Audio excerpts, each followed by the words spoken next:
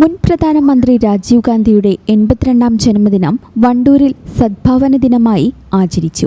വണ്ടൂർ മണ്ഡലം കോൺഗ്രസ് കമ്മിറ്റിയുടെയും നിയോജക മണ്ഡലം രാജീവ് ഗാന്ധി യൂത്ത് ഫൗണ്ടേഷന്റെയും സംയുക്താഭിമുഖ്യത്തിലായിരുന്നു പരിപാടി. വണ്ടൂർ ഇന്ദിരാഭവനിൽ നടന്ന ചടങ്ങ് DCC vice president KC Kunhimuhammed ഉദ്ഘാടനം ചെയ്തു.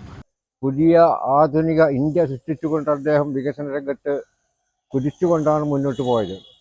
പക്ഷെ നമുക്കറിയാം, ഇന്ത്യ രാജ്യത്തിനും ജനാധിപത്യത്തിനും മതേതരത്വത്തിനും നിലകൊള്ളുന്ന ഇന്ദിരാഗാന്ധി ആയാലും അതുപോലെ തന്നെ രാജീവ് ഗാന്ധി ആയാലും അവരുടെ നിലനിൽപ്പ്, അവരുടെ കാഴ്ചപ്പാട് പ്രാവർത്തികമാക്കിയാൽ ഈ രാജ്യത്തെ വർഗീയ ശക്തികൾക്ക്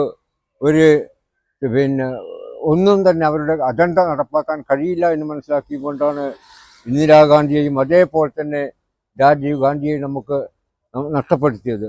മണ്ഡലം കോൺഗ്രസ് പ്രസിഡന്റ് PT ജബീബ് സുക്കീർ അധ്യക്ഷത വഹിച്ചു. Block Congress president TP Gopalakrishnan സദ്ഭാവന പ്രതിജ്ഞ ചൊല്ലിക്കൊടുത്തു.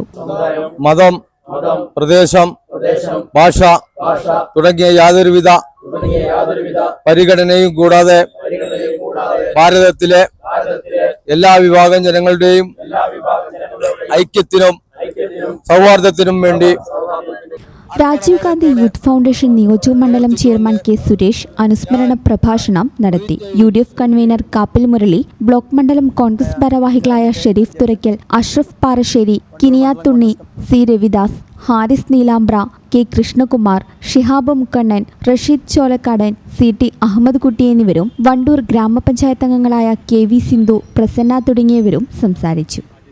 ഈ ചാനൽ ന്യൂസ് വണ്ടൂർ. പക്ഷെ എൻ്റെ മനസ്സ് പറയുന്നു അതിനൊക്കെ അപ്പുറത്ത് എന്തോ കൂടിയാണ്.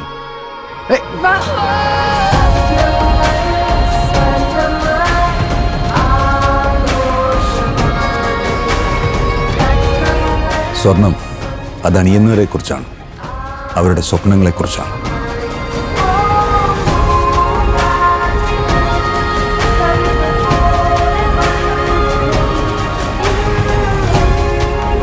Look at her. She's gold. The dreams are gold.